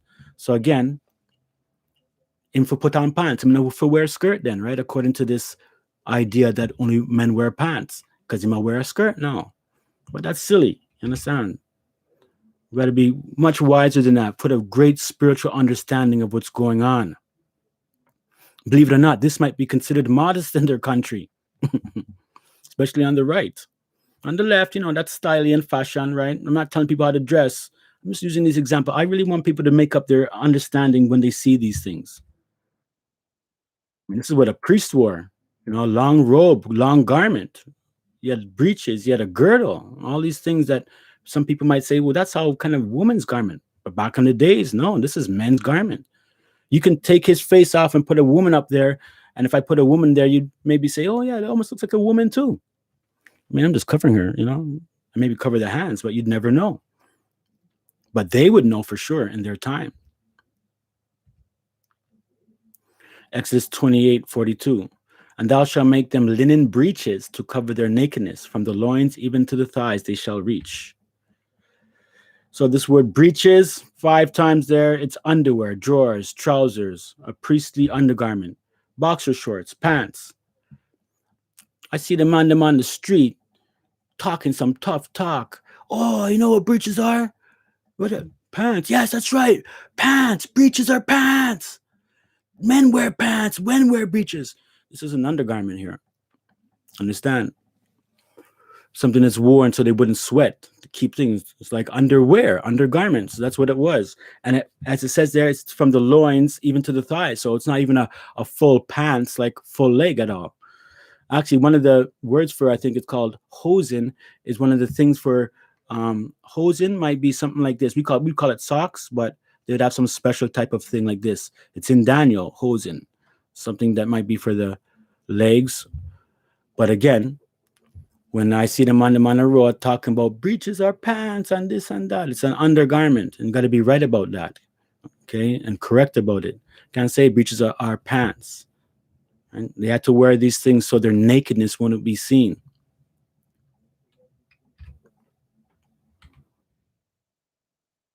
And notice how these men them were, right? They have their breeches ready. They're getting ready to get dressed and stuff like that. Just let's pretend this is Aaron dressing up the rest of them on them, or somebody's dressing them, right? This part where they put the square is the covered part for the bum, and the front, which you see they have covered properly, kind of like the aprons back in the days. And when men were working as well, even in the scripture, when men worked, I seen it with Peter, when it was after the Messiah was even resurrected, Peter was, when he was on the ship, it says, he was basically he was like naked. When he said naked, he was just girt down to the loins, but then he had his fisherman's coat that he put on. When men went into the field, and they would have their shirts off at times, but men wouldn't normally be walking around Israel with their shirt down kind of thing. They would have some type of top. But if a man had a tank top or something that wasn't like how the woman dress or fully, it doesn't seem, I don't see anything wrong with that in scripture. It's when you think, you're working out, you're trying to be this Mr. Sexy Muscle guy all the time or whatever. But sometimes you might be out there doing a thing, doing something. If I want to go outside of my backyard and work, I like the sun. I want a full suntan. That's me. If somebody said they're going to come over and visit me, like whatever, and it happens to be like, let's say it's a female, if it's a female friend that we already know, or brother and sister, then, and we're cool like that, then maybe I'll put it on just to make sure. But it's like if I see your daughters or your sisters walking around, your daughters and sisters could be very beautiful. You don't lust after them because you have decency, so they can walk around whatever, right? You're gonna say it's okay. But of course, if somebody comes to visit now, you might say, "Hey, get yourself together, put something else on." But again, looking at these things, for the top, the woman might have to cover her breasts more than a man have to cover her breasts. I didn't make you. You understand? Just doesn't seem appropriate at all. But again, men are not to do it too in a boasty way or anything like that. But if you're in your gates, you're working, you're doing your thing, or whatever, that's different. We're not going shopping like that. And I like mesh shirts too. And just for the sake of wearing a mesh shirt, for me, I'm just going to be putting on like an undershirt underneath it. But like even when I go to Jamaica and I go off property of the resort amongst people, man is just wearing shirts and thing, no one a floss, and I'll go on like them. I try to be Mr. Sexy person, or they're flossing about them. It's a perfect type of shirt to wear in the hot sun, right? That way. Of course, could a woman wear a mesh shirt with nothing under? No. And even with a bra under, is that appropriate? No, either, right? There has to be something kind of a little bit different. Sorry to say, but that's how it is. But again, men have to carry themselves appropriately, muscular or not. I'm not going to hold a muscular man, say, boy, he can't wear that shirt, because he's just ripping out the shirt. The shirt's so tight on him. I can't do that. But if you're purposely buying muscle shirts that are just for, but there's nothing wrong with a fitted shirt. And even with women wanting something kind of fitted properly in their body, it's different than having skin tight stuff. There's a difference.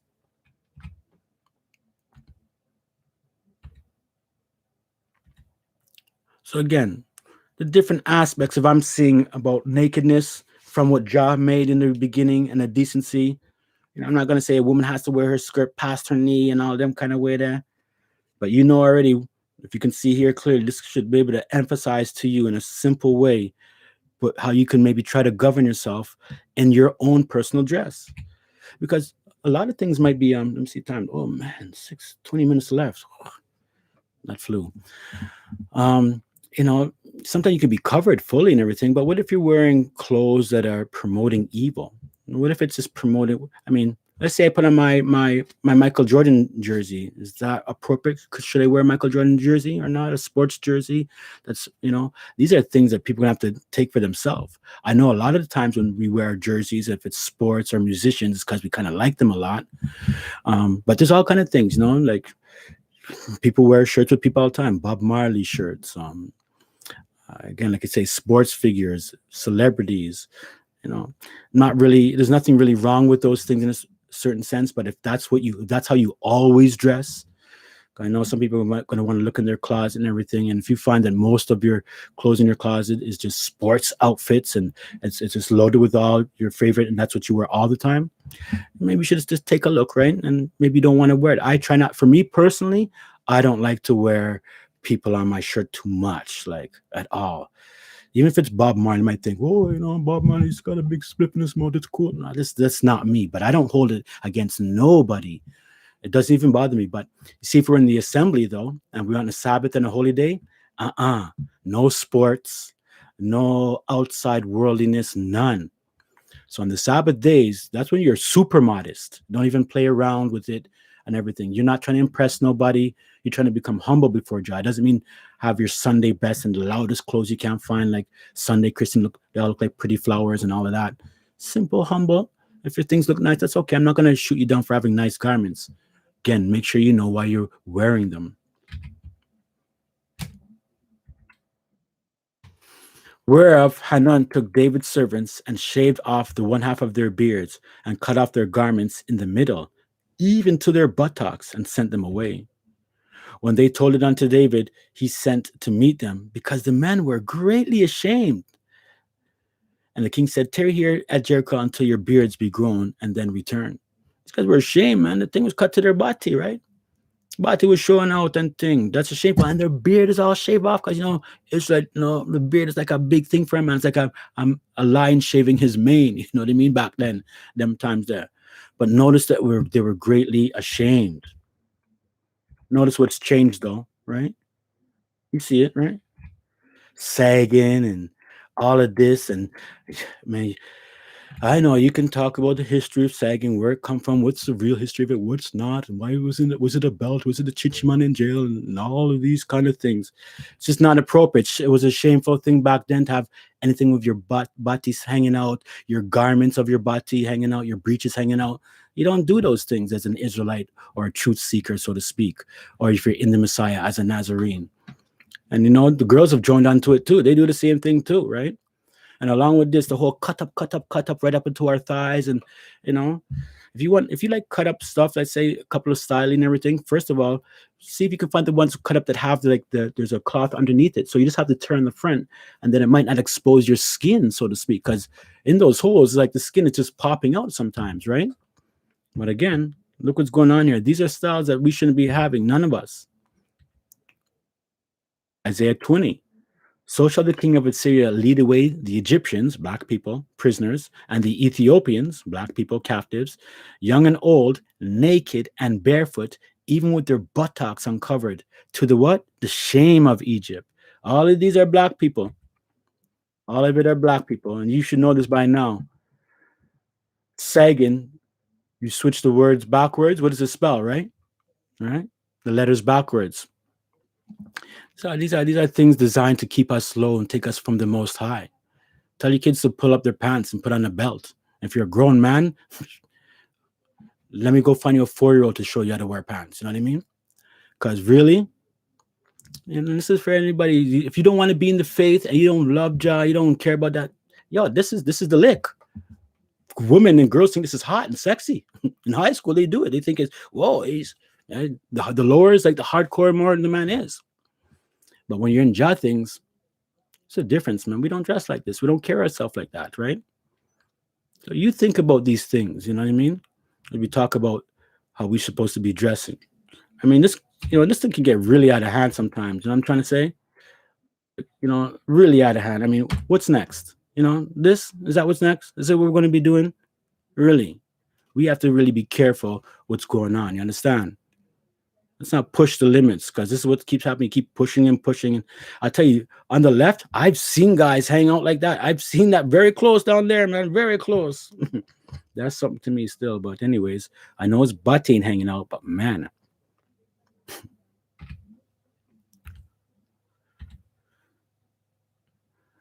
Genesis 35:2. Then said Jacob said unto his household and to all that were with him, put away the strange gods that are among you, and be clean, and change your garments. See, there is kind of evil garments out there. It even says that in Zephaniah as well. But it's also these strange garments and evil garments are more or less tied to, worshiping of idols or false gods, or just worshiping of self. Verse 4, and they gave unto Jacob all the strange gods which were in their hand, and all their earrings which were in their ears, and Jacob hid them under the oak which was by Shechem. Now, I'm not going to tell you earrings are wrong. This was just notice that the strange gods and the garments, are attached. Zephaniah 1. I will also stretch out of mine hand upon Judah and upon all the inhabitants of Jerusalem, and I will cut off the remnant of Baal from this place, and the name of the Chemarims, with the priests, and them that worship the host of heaven upon the housetops, and them that worship and that swear by Jah, and that swear by Malcham, and them that are turned back from Jah, and those that have not sought Jah, nor inquired for him. Hold thy peace at the presence of Jael, for the day of Jah is at hand, for Jah hath prepared a sacrifice, he hath bid his guests. And it shall come to pass in the day of Jah's sacrifice that I will punish the princes and the king's children and all such as are clothed with strange, when you look up that word, it means foreign, apparel. So this is, dealing with this strange apparel and all these other things. These garments are dealing with worshiping false gods. And that's what it was really like. That people could, dress like these false gods, and people are going to say, well, if you wear pants, that means you must be worshiping something. You just got to be careful. I mean, again, strange apparel, false gods could be if I'm always wearing Michael Jackson all over, and then I wear James Brown tomorrow, I'm just love musician, or, all these little different type of things, they could become a snare. So there is a way that Jah doesn't like us dressing according to the evil of this world at all.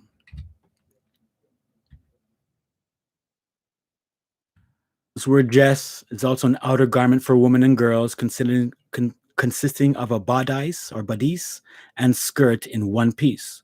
Clothing or apparel, like, your dress. The dress of the 18th century was colorful. Words related to dress: gown, frock, attire, garb, uniform. Apparel, costume, suit, wardrobe, robe, skirt. Ensemble, smock, trim, drape, don, adorn, cover, turn out, decorate. All of these deal with dress.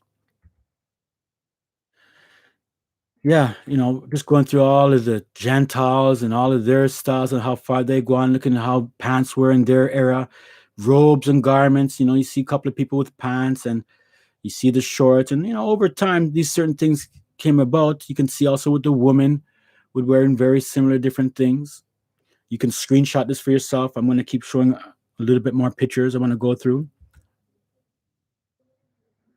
Robe, again, a long, loose, or flowing gown or outer garment worn by men or women as a ceremonial dress, an official vestment or garb of office, any long, loose garment, especially one to wear while lounging or preparing to dress, as a bathrobe or a dressing gown, a woman's gown or dress, especially of a more elaborate kind.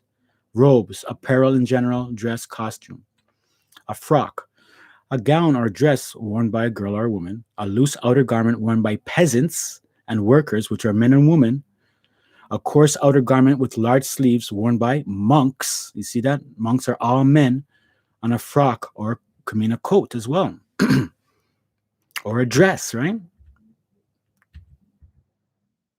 We see that it seems like all up until these modern times is when men started emphasizing this pants thing. But before that, there was the robes, the skirts, the long things, and women would just have a different style of it, but it would be the same type of area. More things trying to pushing their Gentile Jesus here. But again, just look at the similarities. Men, women, what they wore, the skirts, the dressings.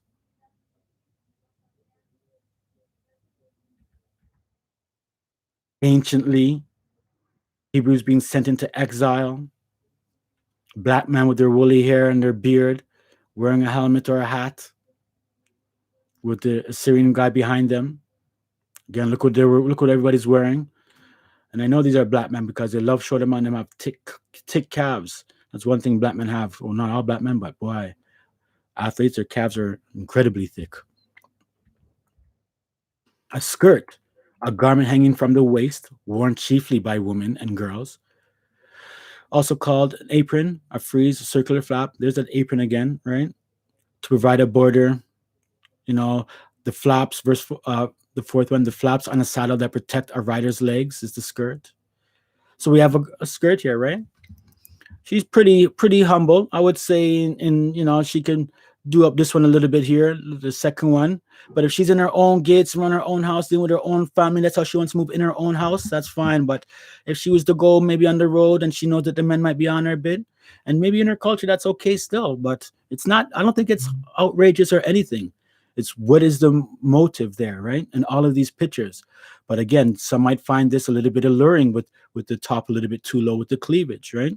I mean, there's all kind of things. You could see a woman's breast through her clothes. So again, men have to learn not to lust.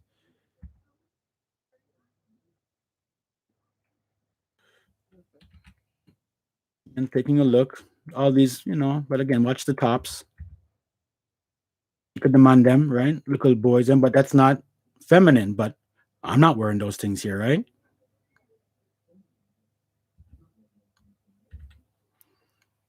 Yeah, man. I mean, why? If I was to walk around like looking like this in Canada, I would be known. They for sure call me Flanty, Gay Sean, or something, right? I look too flamboyant or whatever. But in Scotland, that's a tough thug. You know what I mean? That's how warriors look. They'll come mash you up. And again, look at these. Again, there's different styles, a different style dress and robe from the man, right?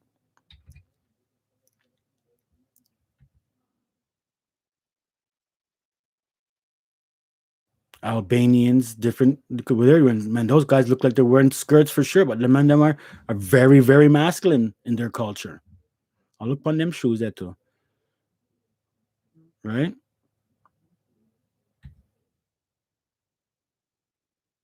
The Assyrian culture as well. Israel was highly with them, but the Babylonians and stuff, right? Again, looking at the men and the women, the skirts, the robes, the sashes. Leviticus 16 says, he shall put on the holy linen coat, and he shall have the linen breeches upon his flesh, and shall be girded with a linen girdle. I mean, a girdle is a lightweight undergarment worn especially by women, often partly or entirely of elastic or boned, for supporting and giving a slimmer appearance to the abdomen, the hips, and the buttocks.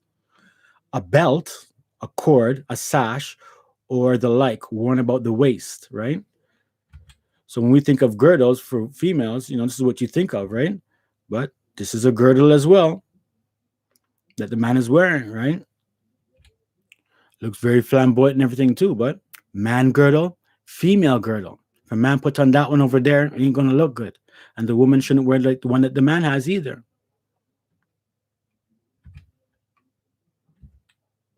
This is not like one dress. This is like one individual girdle. So like basically a girdle is like a thick belt for a man. And it would also use, you can put your weapon in there when you gird up your loins too. It was almost like just a good way to carry different things. You could attach your water bottle to it, your sword, everything. So this is a blue one, a black one, right? Different types of girdles that men would wear, especially anciently.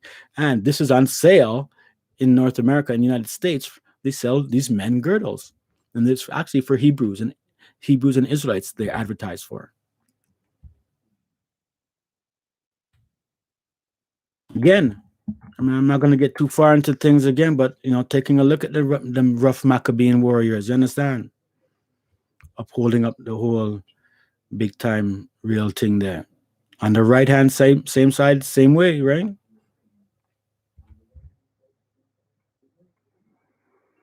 More Israelites, more Israelites. You see there, not the best picture, but still give you an idea of their garments. Yeah. The man they're not wearing feminine clothes, but to us that would be feminine, the skirt thing. Oh, and see like how they kind of this is all like the girding of the loins. See like how my guy's hand is in there too. That's how sometimes they like to wrap themselves up. You could wrap from the bottom or the top, but instead of pockets, this is how they made their pockets. Even ancient slaves coming over because they were dressed. Again, maybe this wasn't their what they dressed normally, but again, this is what they had on in their captivity.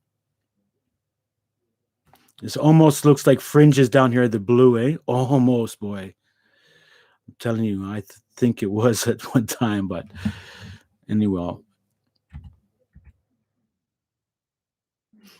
Yeah, so look at this thing. All these men of they're kind of like the locals in slavery, and then one man, look at that. He's part of the white thing. He's part of the army. So look upon him. He has his pants on now because he's joining. That's just like how the Gentile thing go on.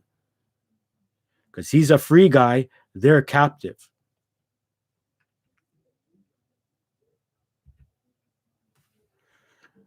See all of these things. You think these men that when they came here, they were wearing all these stuff. They had to put on the Gentile garments, man.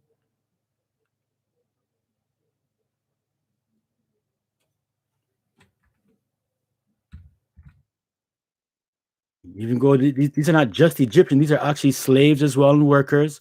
Again, the loins girded for the men workers that way. I'm not saying we all go out there, but again, just giving you different ideas.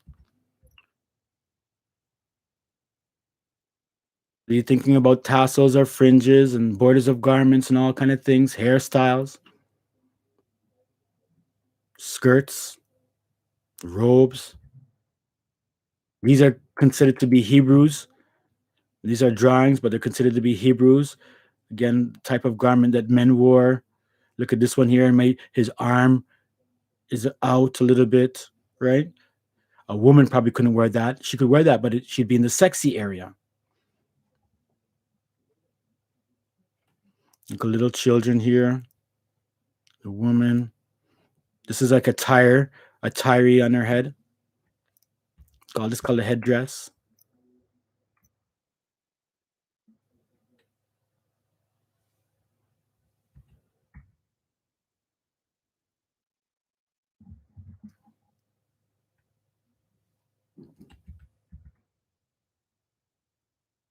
And just different understandings, different styles.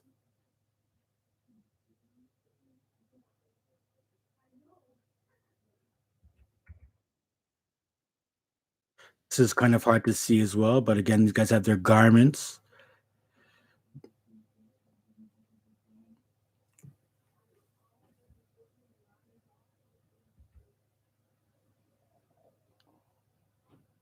The Romans and the Greeks as they came through.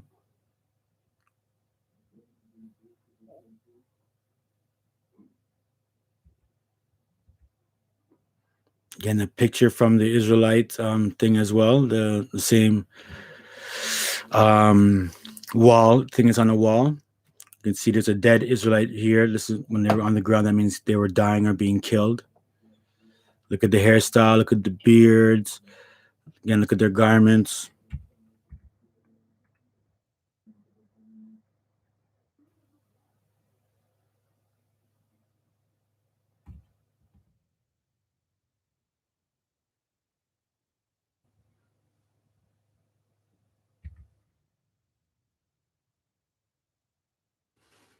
All kind of different styles of dress. Again, masculine, feminine.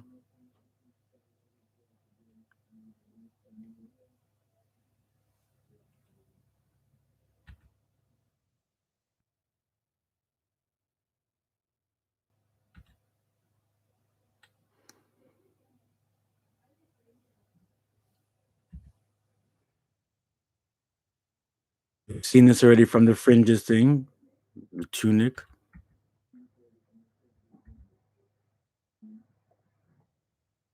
My man over here, he's got his girdle, his belt.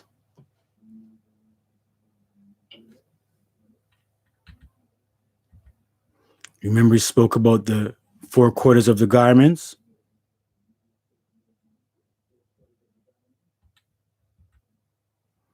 This is a beautiful one with the 4/4 as well, nice and easy. I really like this.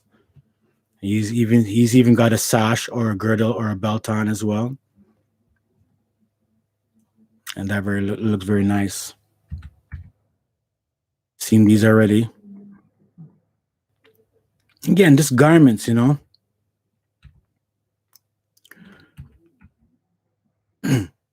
I'm going to stop here. There's the modesty part. I'm going to squeeze that in maybe sooner than later still. I'm not going to push it over to next week. I might just do something about that. But we've covered the 2 hours, and thankful. I just want to see what is left for me before I close down here. Let's see what I got. Oh, lots about modesty. So what slide am I at?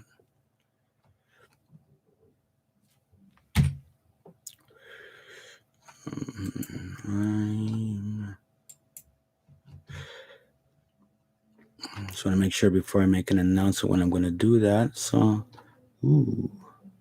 okay, we've got lots of time. So, I might do something tomorrow on it. Who knows?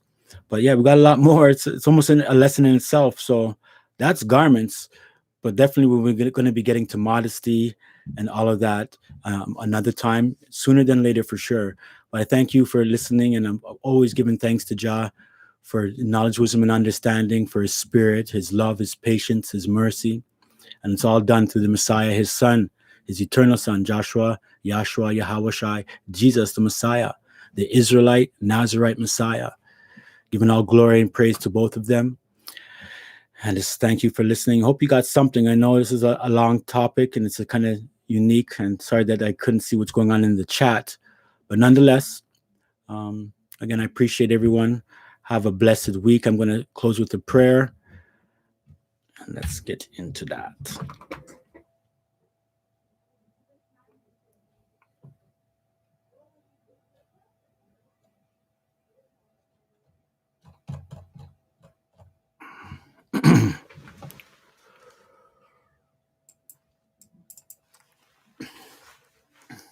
Heavenly Father, Holy One of Abraham, Isaac, and Jacob, we thank you, Jah, for life. Thank you, Heavenly Father, for sending your Son to die for our sins. And Jehoshua, we accept your sacrifice and your mercy. Pray, Heavenly Father, that you continue to strengthen all of us who seek you in truth and forgive us for our sins. Give us, Father, more of your spirit that we may obey you and learn of you and be light to others in the world to help them, Father, get eternal life. I pray, Heavenly Father, for the assembly that's local, that you continually strengthen us in love. And I pray for all the members around the world who are the members of your true assembly, who love you in truth and righteousness and worship you in spirit. I pray for them, Father, that you may strengthen their hands, strengthen their mind, and guide them, Father, into true understandings of your word, that we may strengthen each other. Pray, Heavenly Father, you just guide everybody this week. Continue to keep us in your love. And I thank you for everything. I pray through your Holy Son's name, Jehoshua, our Savior. Love always, so be it.